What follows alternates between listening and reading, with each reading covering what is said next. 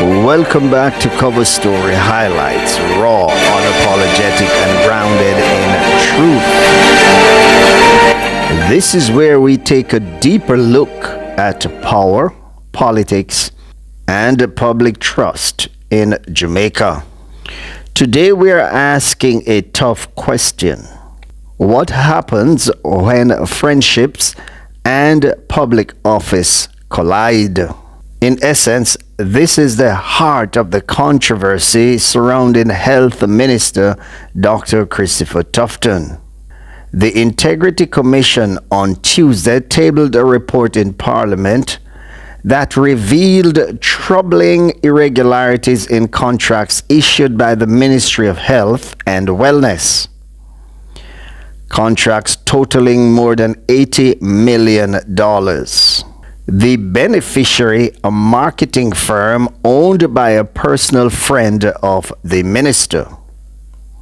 The Commission's investigation found that 6 out of 15 contracts were issued irregularly, breaching the principles of fair competition that are supposed to guide how taxpayers' money is spent by those we put in charge of the government. Now, Dr. Tufton has been quick to defend himself. He insists that he had no hand in the process, that he was not involved in selecting or approving the contractor. But he also admits, and this is key, that procurement breaches occurred within his ministry. So here is the big question. Does that statement of non-involvement really clear Dr. Tufton? In a democracy like ours, which is based on the Westminster model, a minister isn't just the face of a ministry.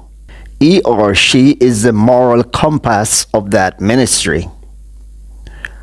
When something goes wrong, it's not enough to point fingers at civil servants or agencies.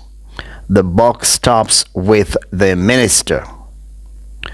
That's what we call individual ministerial responsibility, one of the cornerstones of ethical governance.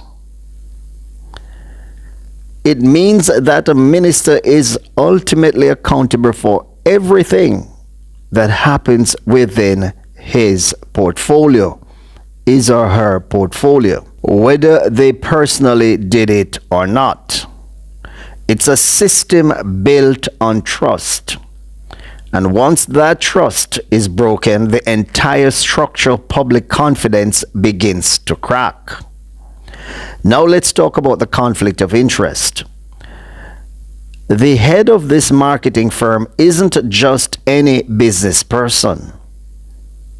That person is a friend of Dr. Tufton. That information the public only learned after the contracts were awarded. And that's a problem. Because in government, perception is often as important as reality. Even if Dr. Tufton didn't lift a finger to influence the decision, the appearance of bias, the mere possibility that friendship played a role is enough to undermine public confidence in the system. The Integrity Commission Act and the Code of Conduct for Public Officials are very clear.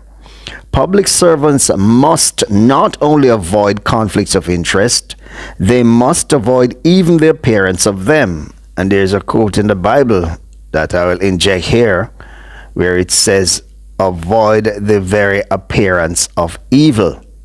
Yes, it is said in the Bible. Because that's how you protect the credibility of the state. Let's be honest. This isn't just about paperwork or procedure.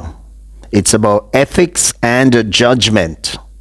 A true public servant understands that transparency isn't optional.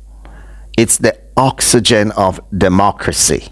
If a friend's company could benefit from public contracts, the right thing to do would be to declare it. to ensure every single process is beyond suspicion.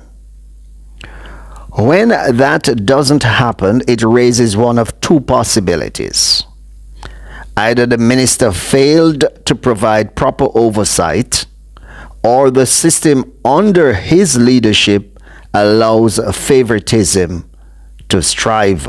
And you know what? Neither of those is acceptable. What is troubling to me, instead of acknowledging this lapse and promising reforms, Dr. Tufton seems more concerned with defending his personal reputation. He is focusing on the legal technicalities. I wasn't involved. While the public is asking a much bigger question, where was your ethical compass when all this was happening under your watch? Leadership is not just about avoiding blame. It is about setting a standard. And right now, that standard looks dangerously low, Dr. Tufton. Jamaica has seen too many instances of where ministers escape accountability by hiding behind bureaucratic layers. That has to stop, Jamaica. We need a new culture of governance in this country. One where the measure of leadership isn't how well you dodge blame, but how quickly you take responsibility.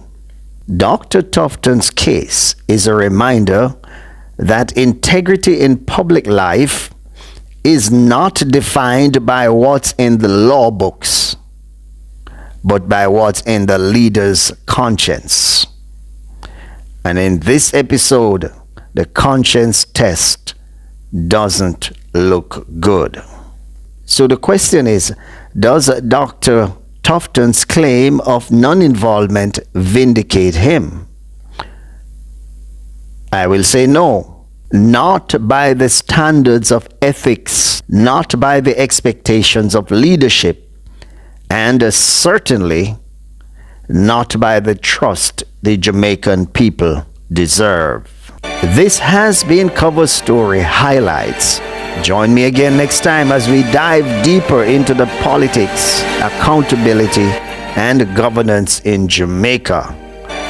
Don't forget to subscribe, to like, share, and drop your comments below.